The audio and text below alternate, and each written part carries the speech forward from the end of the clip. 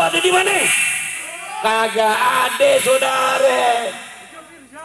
1945 Surabaya berkobar.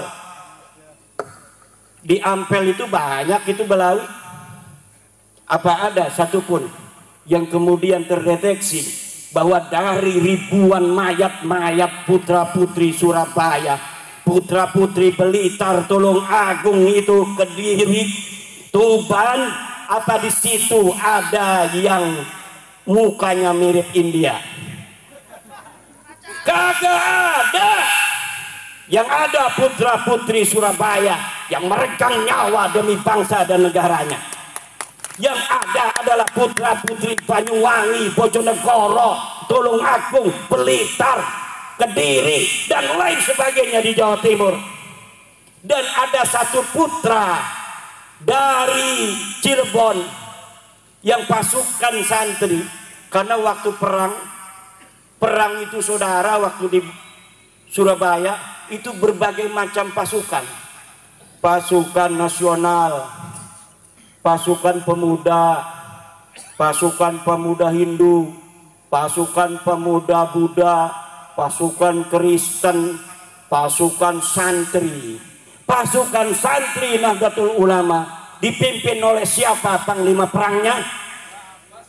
Sayyid Abbas Buntet, kakeknya Gus Abbas Buntet. Beliau belum datang, Mbah Hasyim Asy'ari. Tunggu dulu, tunggu Ki Abbas dari Cirebon sampai dia datang.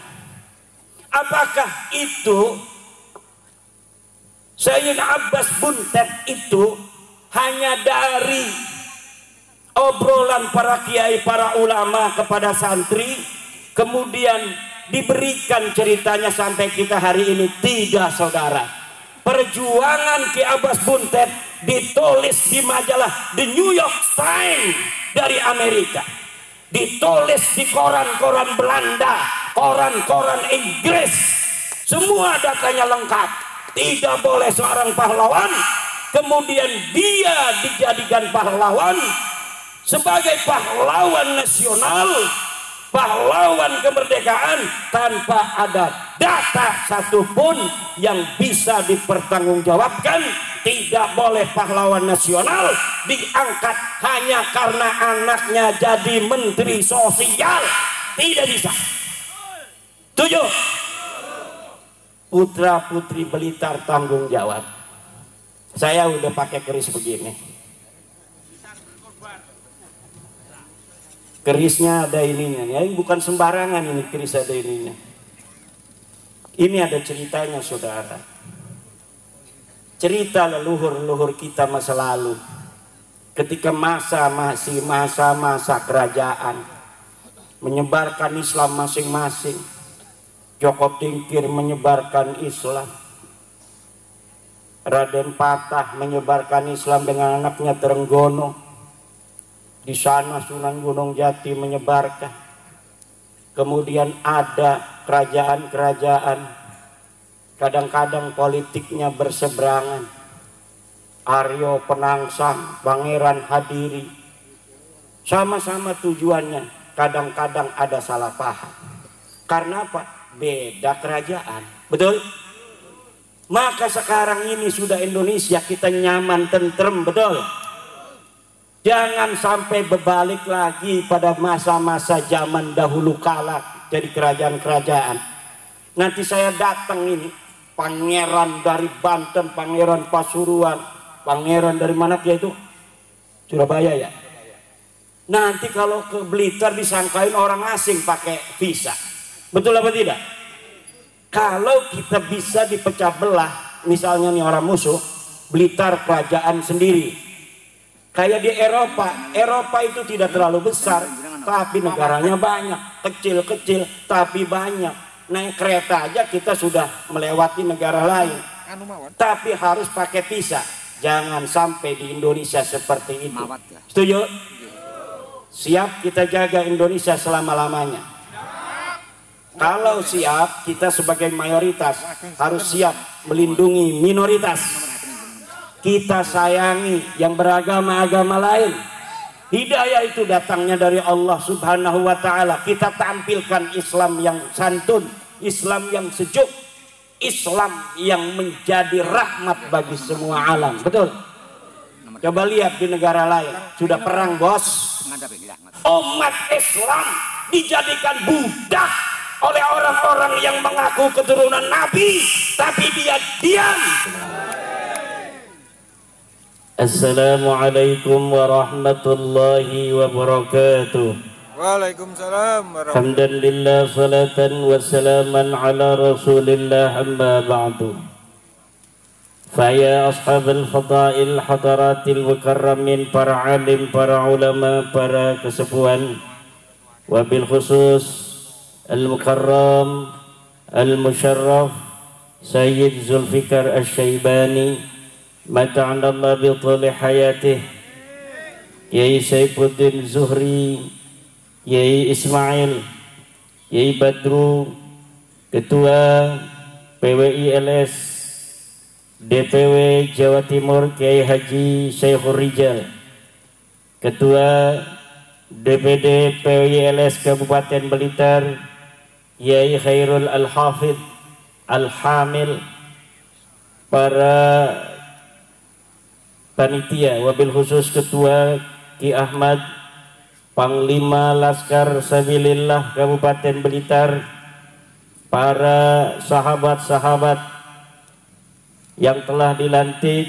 dari DPD PWILS Kabupaten Blitar, Bapak Camat, Bapak Kapolsek, dan seluruh para hadirin hadirat, ma'asyiral muslimin, para pecinta Wali Songo di mana saja Anda berada, wabil khusus yang hadir pada kesempatan malam hari ini di bumi Loh Daya, bumi di mana di bumi ini terbaring pejuang Indonesia, proklamator kemerdekaan Indonesia, putra sang fajar, Bapak Insinyur Soekarno.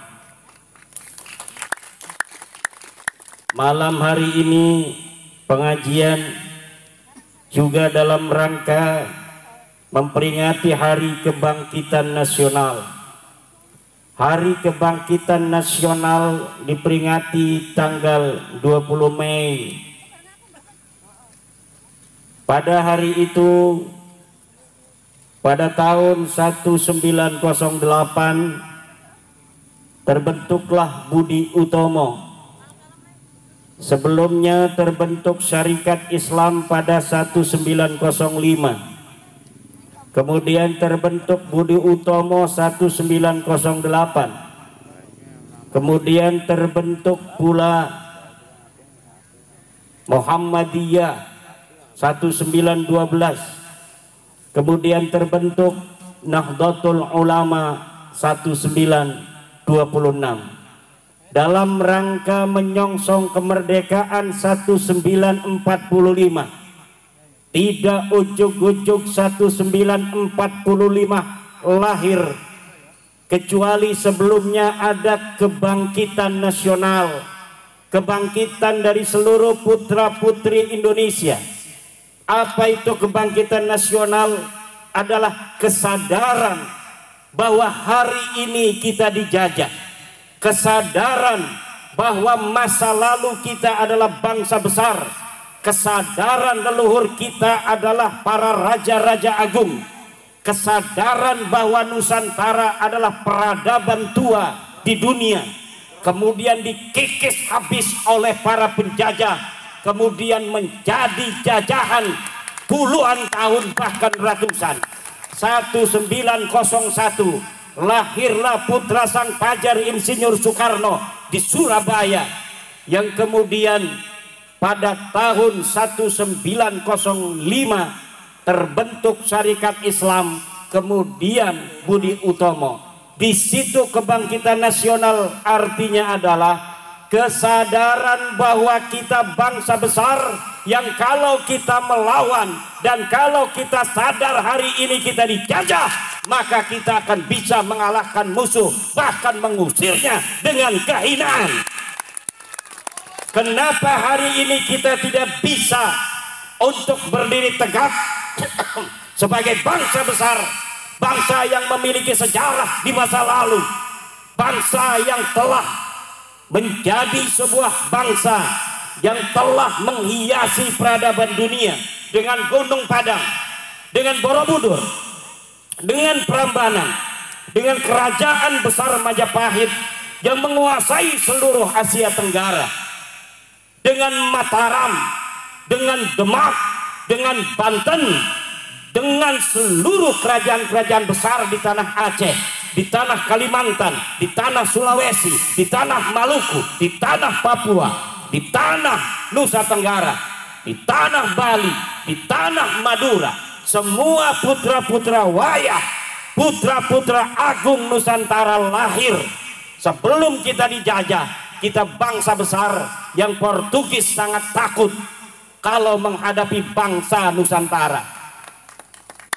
Negara-negara Eropa pertama kali datang ke Indonesia ini, mereka menjadi orang yang nervous. Mereka tidak pede menghadapi bangsa Nusantara. Kenapa?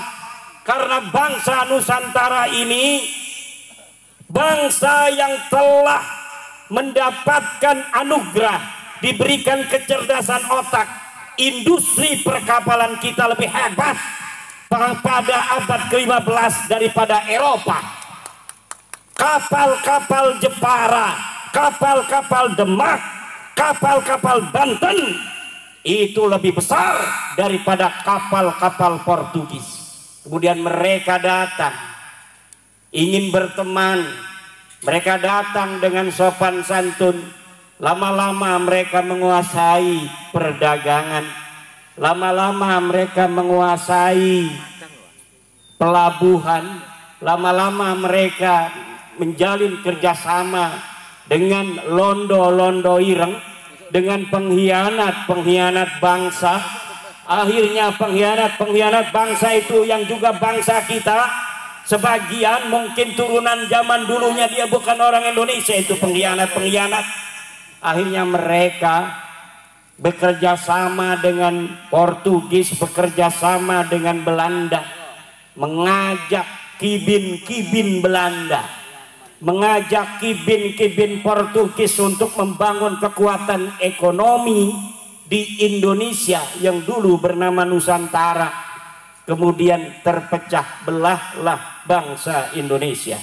Sesungguhnya bangsa Indonesia ini bangsa kuat, yang apabila tidak bisa dipecah belah, maka bangsa Indonesia tidak akan bisa dikalahkan oleh siapapun, saudara. Kenapa kita bisa dijajah? Karena dulu kita mudah dipecah belah. Kenapa mudah dipecah belah? Karena kita semuanya pengen jadi ketua, pengen jadi pemimpin, betul? Kalau kita saling menjaga, kalau kita saling menyayangi, agama kita boleh berbeda, saudara. Kita tetap saudara, DNA-nya tetap DNA Nusantara. Kita mayoritas sebagai Islam, tugas kita melindungi yang minoritas. Saudara-saudara kita dari seluruh agama dan kepercayaan yang ada di Indonesia. Hanya dengan itu negara Indonesia akan selama-lamanya hidup tentram, harmonis dalam persatuan ila yaumil qiyamah. Tapi apabila sebuah agama mayoritas dia merasa mentang-mentang ada di negara Indonesia, dengan dia mayoritas, kemudian dia menghina minoritas, dengan dia merasa mayoritas, dia ingin diistimewakan melebihi semuanya, maka kalau itu diteruskan, Indonesia ini tidak akan aman dari perpecahan. Ketua DPW PWILS Jawa Timur baru ngaji selesai. Mangga Kiai. Ini saya tanya saudara, apakah kalian yang hadir di sini dan seluruh bangsa Indonesia dari Aceh sampai Papua, kalian akan tetap ingin tentram seperti ini, dagang enak, tani enak, atau kalian ingin berperang seperti negara-negara lainnya? Jawab. Aman, ingin perang apa ingin tentram? tentram. Kalau ingin tentram, hal-hal yang bisa memecah belah bangsa Indonesia ini, keangkuhan mayoritas harus dikikis habis, karena dia hanya fata morgana iblis. Bangsa Indonesia ini akan menjadi bangsa besar jika persatuan dan kesatuan kita kedepankan di atas perbedaan agama, di atas perbedaan suku bangsa, di atas perbedaan primordial. Jangan merasa orang Banten lebih mulia daripada orang Blitar. Jangan merasa orang Blitar lebih mulia daripada orang Banten. Semuanya sama di mata polisi. Kita hanya sebagai bangsa yang harus nurut. Kalau lewat lampu merah, tilang semuanya, walaupun punya foto dengan Kapolri. Begitu. Jangan polisi ada tilang, saya Zulfikar foto dengan Kapolri, tuh saya foto sama Kapolri. Enggak berani itu polisi lalu lintas, tidak boleh begitu. Saya Zulfikar yang kenal dengan Kapolri, dengan para laskar sabilillah yang fotonya dengan saya, di mata hukum semuanya sama. Betul? Betul. Tidak boleh saya Zulfikar yang punya foto dengan Kapolri dan laskar sabilillah yang foto punya dengan Imaduddin Usman saja kemudian ditilang. Ini nih ada Imaduddinnya, tilang ini dengan Kapolri, tidak bisa ditilang. Tidak bisa. Di mata hukum negara kesatuan Republik Indonesia, dia yang berpangkat tinggi, dia yang DPR, dia yang menteri, dia yang camat, dia yang bupati, dia yang guru ngaji, dia yang laskar, dia yang polisi. Kalau dia melanggar lampu merah, maka dia harus ditilang.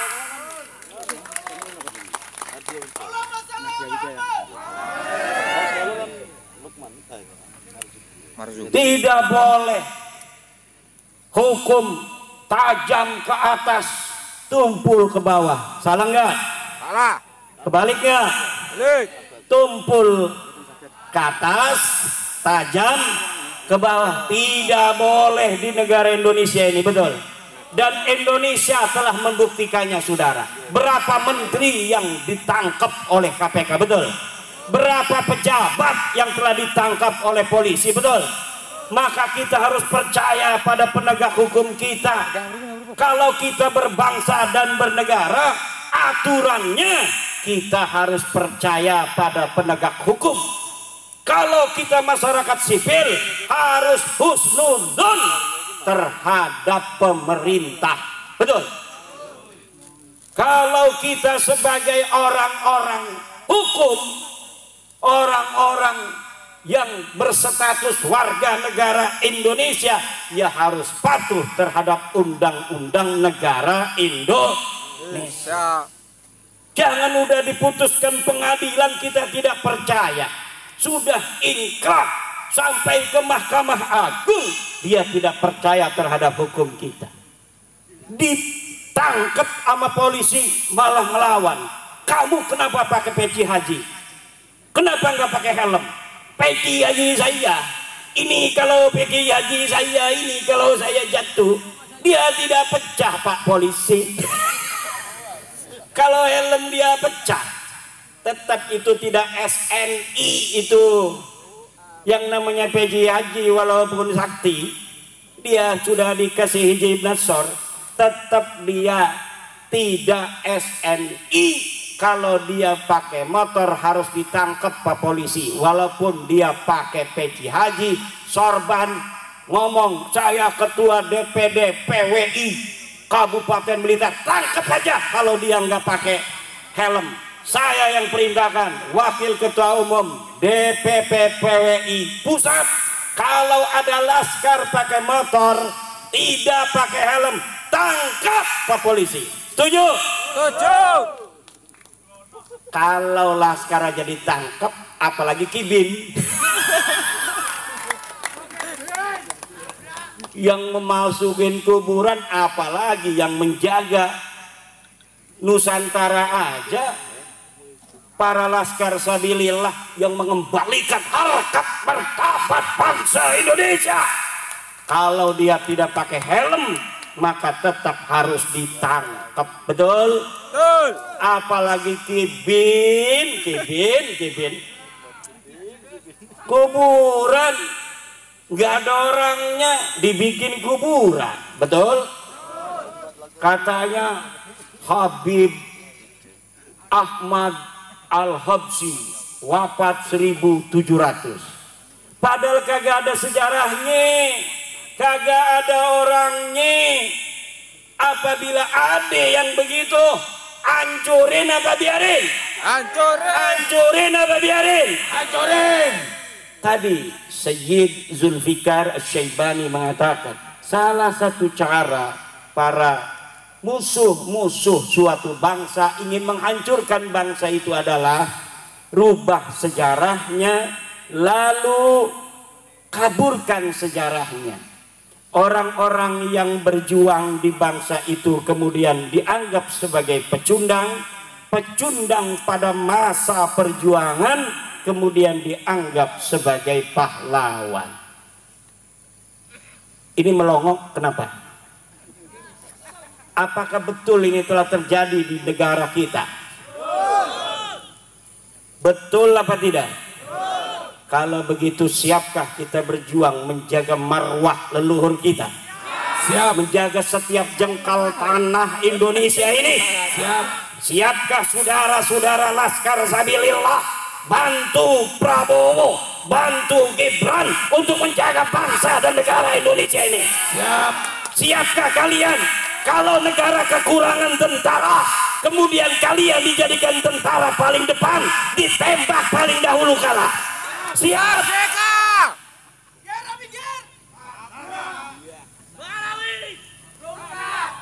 Buat apa kalian asah hijib tiap hari kalau ketika bangsa dan negara ini membutuhkan, kalian tidak berani berada di paling depan untuk menjaga kemuliaan dan kehormatan bangsa dan negara kita Indonesia ini? Tidak ada artinya kita hidup tanpa mempunyai peran yang signifikan dan bermanfaat untuk tanah kita, untuk masyarakat kita. Man lam yahtamma bi amril muslimina falaysa minhum. Siapa orang yang tidak mempunyai kepedulian terhadap urusan orang-orang muslim, falaysa minhum, maka dia bukan termasuk golongan orang Islam. Karena Anda mencaci maki, saya mencaci maki, kita Laskar Sabilillah mencaci maki, bukan orang baik, tapi orang yang sukanya mencaci maki. Wa in aqabtum fa'aqibu bimisli ma uqibtum bih. Kalau engkau mau balas, kata Al-Quran, maka balas sebagaimana perbuatan mereka. Dan kita belum seleting balasannya, ini belum selesai saudara. Betul apa tidak? Sudah banyak yang mereka lakukan, menghina-hina para pemimpin kita, para ulama kita. Betul? Betul. Kita hanya ngomong, hei kamu bukan cucu Nabi, katanya mencaci maki. Kamu DNA-nya bukan DNA turunan Nabi, kamu bukan orang Arab, marah. Padahal itu kajian ilmiah saudara. Ini ada kitabnya di abad kelima. Ahmad bin Isa kagak punya anak, Ubed. Ada kitab Tahdhibul Ansab saudara. Ada kitab Mutaqilatut Talibiyah. Ada kitab Al-Majdi. Ada kitab As-Sajaratul Mubarakah. Ada kitab Al-Asili. Ada kitab Al-Fakhri. Hafal sampai itu. Masya Allah. Ini bukan fitnah saudara. Kalau ente bukan cucu Nabi, sadar aja.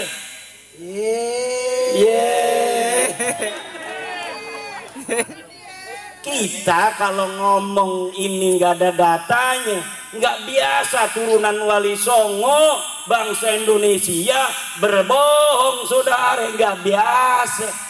Kita bangsa Indonesia turunan para raja mulia-mulia, para wali, para orang-orang yang bikin Borobudur. Kita orang-orang mulia, tidak biasa berbohong, tiada bisa mencaci sebenarnya. Tapi karena lu mencaci, maka gue caci lu. Kenapa lu mencaci gua diem, gua caci lu marah?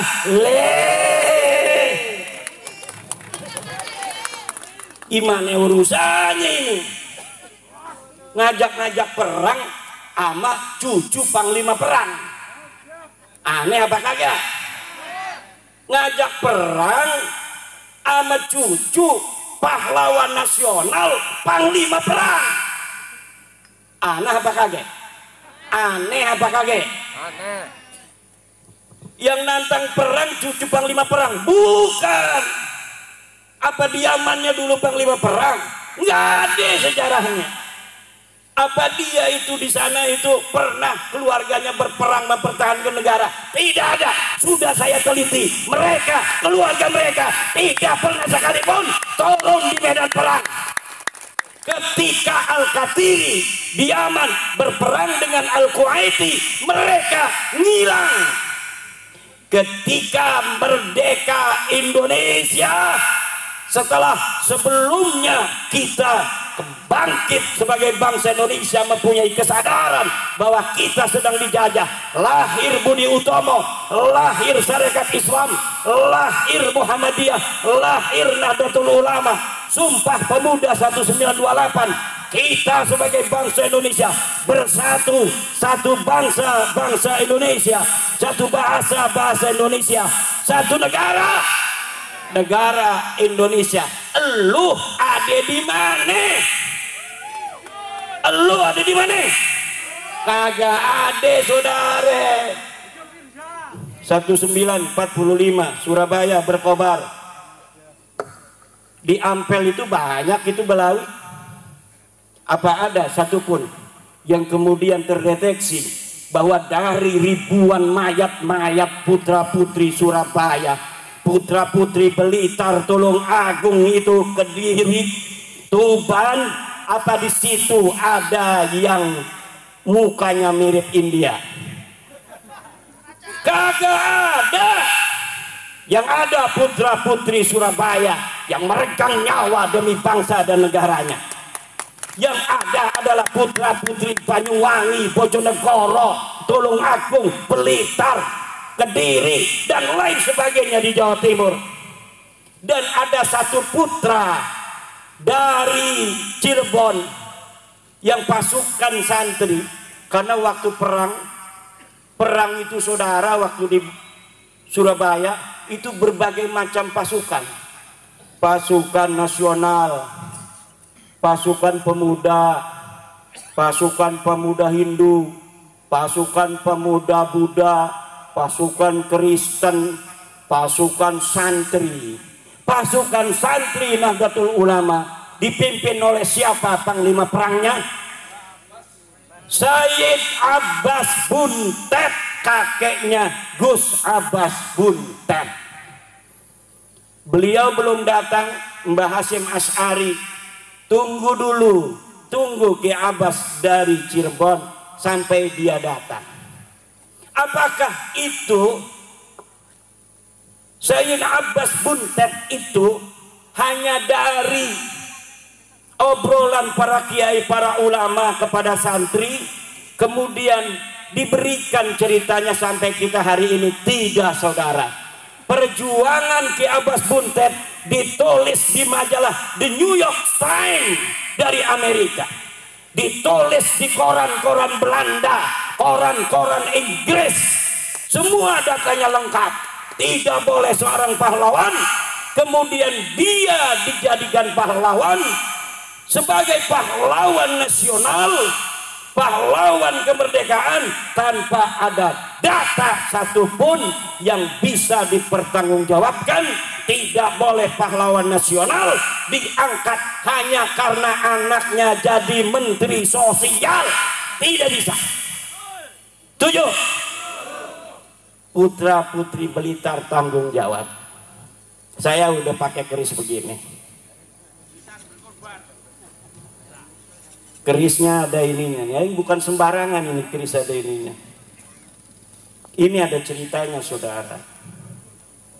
Cerita leluhur-leluhur kita masa lalu. Ketika masih masa kerajaan, menyebarkan Islam masing-masing. Joko Tingkir menyebarkan Islam. Raden Patah menyebarkan Islam dengan anaknya Trenggono. Di sana Sunan Gunung Jati menyebarkan. Kemudian ada kerajaan-kerajaan, kadang-kadang politiknya berseberangan. Aryo Penangsang, Pangeran Hadiri, sama-sama tujuannya, kadang-kadang ada salah paham. Karena apa? Beda kerajaan. Betul? Maka sekarang ini sudah Indonesia kita nyaman, tentrem, betul? Jangan sampai berbalik lagi pada masa-masa zaman dahulu kala jadi kerajaan-kerajaan. Nanti saya datang ini, pangeran dari Banten, pangeran Pasuruan, pangeran dari mana dia itu? Surabaya ya? Nanti kalau ke Blitar disangkain orang asing pakai visa. Betul apa tidak? Kalau kita bisa dipecah belah, misalnya nih orang musuh, Blitar kerajaan sendiri. Kayak di Eropa itu tidak terlalu besar, tapi negaranya banyak, kecil-kecil tapi banyak. Naik kereta aja kita sudah melewati negara lain, tapi harus pakai visa. Jangan sampai di Indonesia seperti itu. Setuju? Siap kita jaga Indonesia selama-lamanya. Kalau siap, kita sebagai mayoritas harus siap melindungi minoritas. Kita sayangi yang beragama-agama lain. Hidayah itu datangnya dari Allah Subhanahu wa ta'ala. Kita tampilkan Islam yang santun, Islam yang sejuk, Islam yang menjadi rahmat bagi semua alam. Betul? Coba lihat di negara lain, sudah perang bos. India sama Pakistan udah perang. Berani kagak nanti perang ngajak-ngajak perang. Mendingan kita menjadi bangsa yang santun, bangsa yang harmonis, saling menyayangi. Jangan lagi bohong-bohong aku cucu Nabi. Betul? Ente bukan cucu Nabi, ini sudah mustahil ente cucu Nabi. Dari mana aja ente bawa nakib-nakib dari luar negeri, suruh ngomong nasab ente para habaib itu sahih. Orang Indonesia sudah paham semua, sudah baca buku saya, ulama Nusantara mengugat nasab palsu. Datanya sudah qat'iyyud dilalah, sudah tidak bisa lagi ada celah untuk menjawab daripada terputus, dan sudah qat'inya bahwa Ba'lawi bukan keturunan Nabi. Tidak mungkin bisa untuk diganggu gugat lagi. DNA ente bukan orang Arab. Pokoknya bukan orang Arab aja. Udah jelas kalau orang Arab J1, ente bukan J1. Jangan ngaku-ngaku lagi di YouTube. Kita para habaib turunan Rasulullah. Malu. Ini yang nonton sambil nyengir-nyengir sendiri. Kagak punya malu lu. Nah ini yang terjadi. Polisi-polisi, para penegak hukum yang dulu-dulu, wah ini ada merkosa 31 anak nih. Tapi ada Al-Habsinya. Ini cucu Nabi, jangan. Mungkin dulu-dulu itu mungkin ada sungkan-sungkan. Sekarang jedorin aja ke tembok. Tujuh apa enggak? Bukan cucu Nabi, udah jelas. Siapa yang tanggung jawab? Imaduddin Usman Al-Bantani, putra Nusantara asli,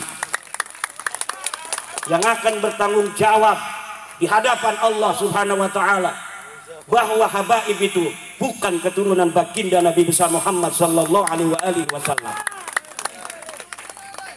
Dan di sana nanti akan didampingi oleh Sayyid Zulfikar dan Kiai Ismail. Jangan takut. Ini kesepuhan ini Masya Allah luar biasa.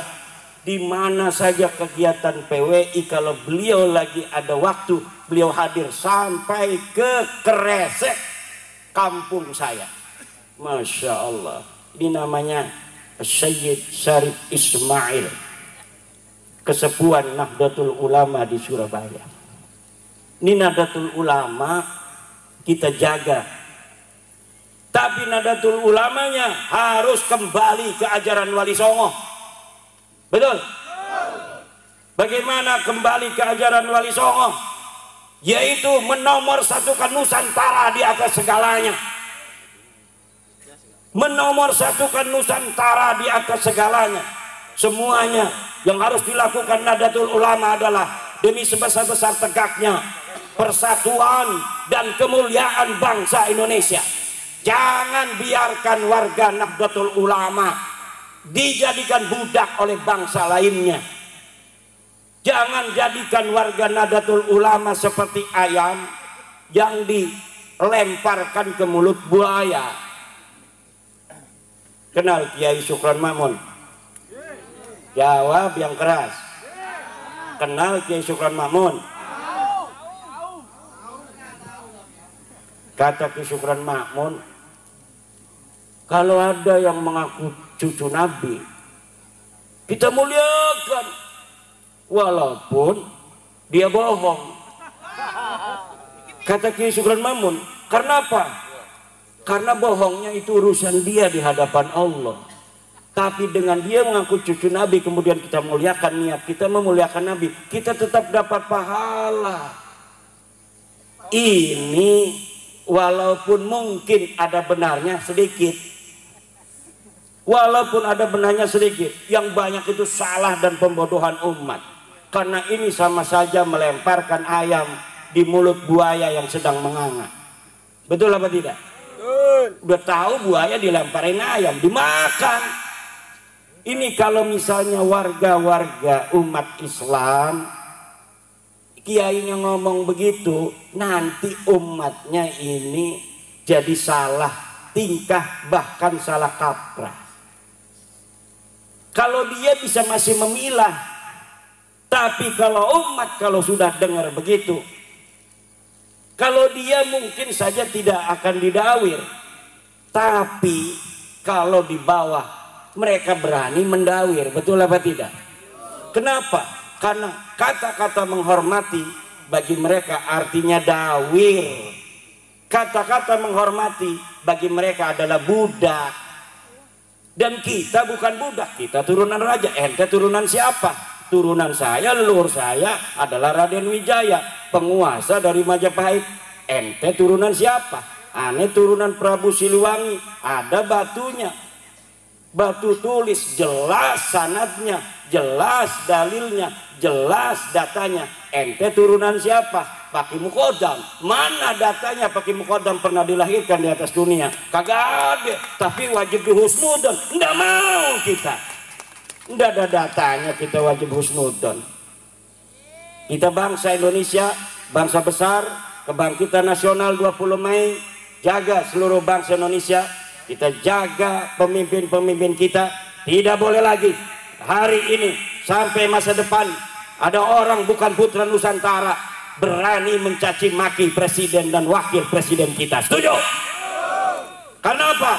Karena kemuliaan presiden dan wakil presiden adalah kemuliaan kita sebagai bangsa dan negara. Sengaja itu mereka membuat pemimpin-pemimpin kita hina dina, agar di mata orang-orang awam hanya mereka yang dianggap mulia. Mulai saat ini kita jaga kiai-kiai kita, kita jaga pemimpin-pemimpin kita, kita jaga presiden kita, kita jaga daripada menteri-menteri kita, polisi kita, tentara kita. Jangan sampai orang-orang yang bukan putra-putri Nusantara numpang hidup di Nusantara, kemudian mereka menginjak harkat martabat saudara-saudara kita yang diberikan oleh Allah amanah sebagai pemimpin-pemimpin kita. Wallahu huwal muwaffiqu ila aqwami thariqin. Wassalamualaikum warahmatullahi wabarakatuh. Untuk doa, tadi saya diminta doa, tapi karena sudah hadir kiai kita dari Malang, ketua DPW PWI Jawa Timur, Kiai Haji Syekhur Rijal, maka saya minta Kiai Syekhur Rijal untuk membaca doa. Kepada beliau kami persilakan.